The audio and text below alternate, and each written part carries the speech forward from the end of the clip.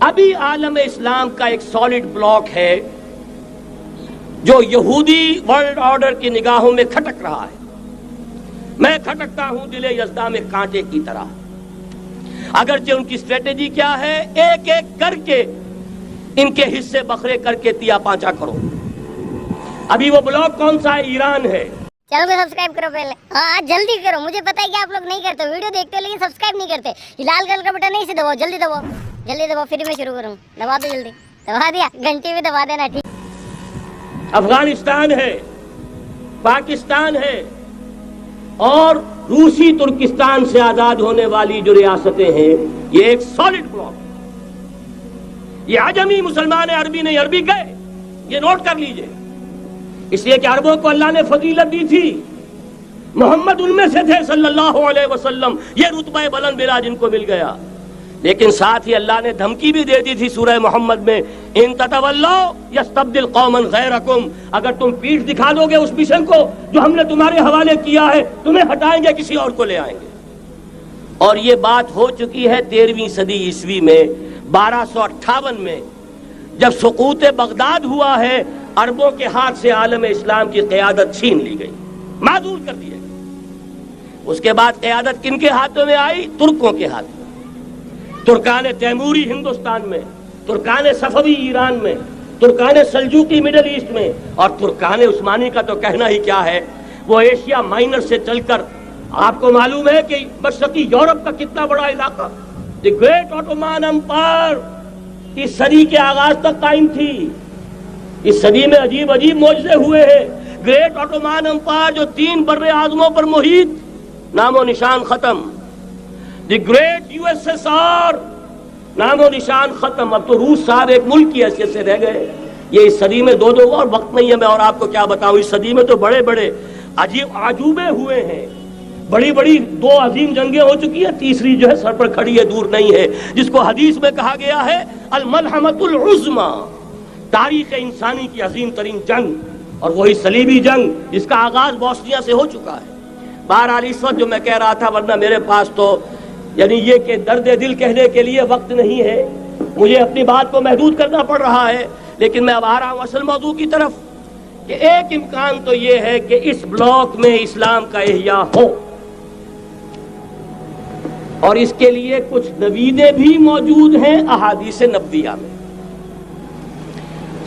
وہ تو آپ نے سنا ہوگا اقبال کا شعر, میرے عرب کو آئی ٹھنڈی ہوا جہاں سے, میرا وطن وہی ہے, میرا وطن وہی ہے.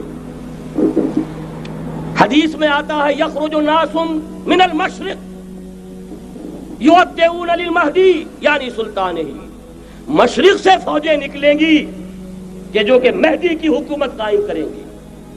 یہ مہدی اہل تشیع کے مہدی اور ہیں, ہمارے مہدی اور ہیں. اہل تشیع کے عقیدے کے مطابق ان کے بعد میں امام جو روپوش ہو گئے تھے وہ امام مہدی ہے, وہ ظاہر ہو جائیں گے. ابھی امام غائب ہیں, پھر وہ ظاہر ہو جائیں گے.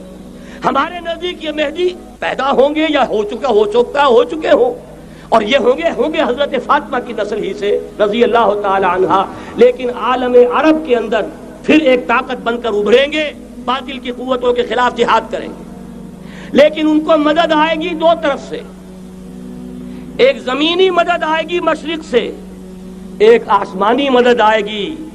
عیسیٰ ابن مریم کا نزول, حضرت مسیح علیہ الصلوۃ والسلام جو زندہ آسمان پر اٹھائے گئے تھے نازل ہوں گے. اور در حقیقت ان 2 مددوں کے نتیجے میں پھر یہود کا قلع قمع ہوگا, اور یہی گریٹر اسرائیل ان کا گریٹر گریو یارڈ بن کر رہے گا, عظیم تر قبرستان بن کر رہے گا. اس کی بڑی واضح حدیثیں موجود ہیں, اس کی بڑی تفصیلی خبریں موجود ہیں. یہ احادیث کی کتب کے اندر بدقسمتی سے ہماری اس کی طرف توجہ نہیں ہے. ایک تو یہ ہو سکتا ہے.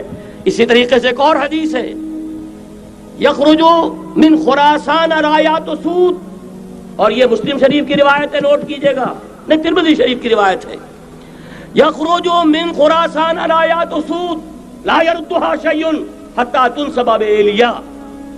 اور خراسان حضور کے زمانے میں آج کے افغانستان کا نام تھا. یہ افغانستان میں جو جہاد ہوا ہے, غلطیاں ہوئی ہیں اور غلطیوں کا خمیازہ بھگت رہے ہیں. یہ تو اللہ تعالیٰ کی سنت ہے جس میں اللہ نے صحابہ کو بھی ایگزمپٹ نہیں کیا, غلطی کی سزا دی ہے.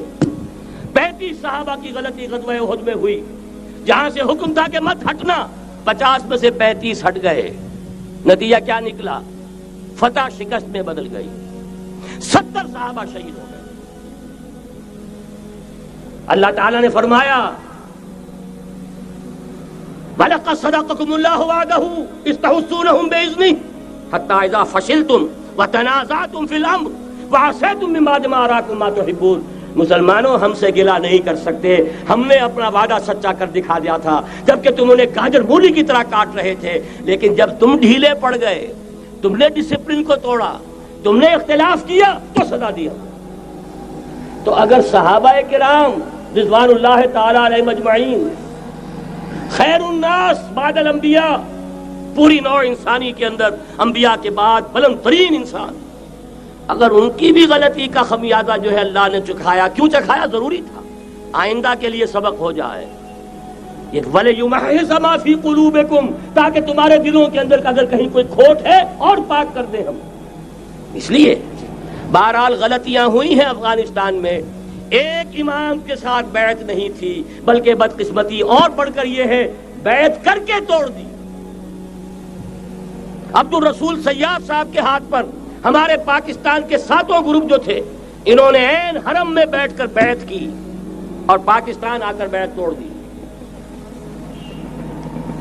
سزا اس کی مل رہی ہے، آپس کی خانہ جنگی یوں ہی نہیں ہو رہی، کوئی سبب ہے، لہذا یہ سزا تو ملے گی، لیکن جتنا خون یہاں پر خلوص کے ساتھ دیا گیا ہے اس کی مقدار بھی کم نہیں ہے، یہاں سے خیر برآمد ہوگا۔ اور دوسری بات اپنے بارے میں نوٹ کر لیجئے، یہ پاکستان، بچا کھچا Pakistan, what remains of Pakistan, یہ اصل میں ہے کیا؟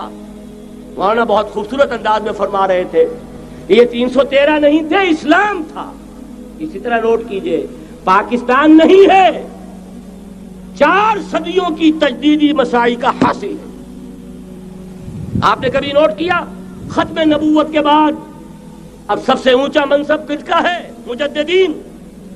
سنن ابی داؤد کی روایت، ان اللہ یبعث فی هذه الامہ علی راس کل 100 عام من یجدد لها دینها۔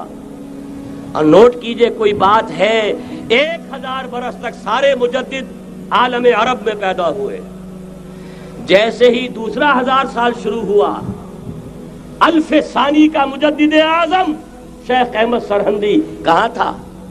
صنم خانہ ہند میں حاضر ہوا۔ میں شیخ مجدد کی لحد پر، وہ خاک کے ہے زیر فلک مطلع انوار، گردن نہ جھکی جس کی جہانگیر کے آگے، جس کے نفس گرم سے ہے گرمی آرار۔ وہ پھر 12ویں صدی کا مجدد اعظم امام الہند شاہ ولی اللہ دہلوی، 13ویں صدی کا مجدد اعظم سید احمد بریلوی، اس کے خون کا امین اور اس کے ساتھ کے شہداء کے خون کا امین، ان کے جسموں کا امین آپ کا خطہ ہزارہ، آپ کا خطہ سوات، اس میں ان کی جانیں ہیں جو دی گئی ہیں۔ اور وہ نہایت میں آپ سے عرض کر دوں، دور صحابہ کے بعد اتنا خالص اسلامی جہاد پوری مسلمان تاریخ میں نہیں ملے گا جتنا وہ تحریک شہیدین کا تھا۔ 14ویں صدی ہجری میں شیخ الہند جیسا مجاہد اعظم کہ انگریز نے گرفتار کر کے قید بھی کیا ہے، تو کہاں؟ ہندوستان میں نہیں، کہاں؟ جزیرہ سائرس، کیا نام تھا؟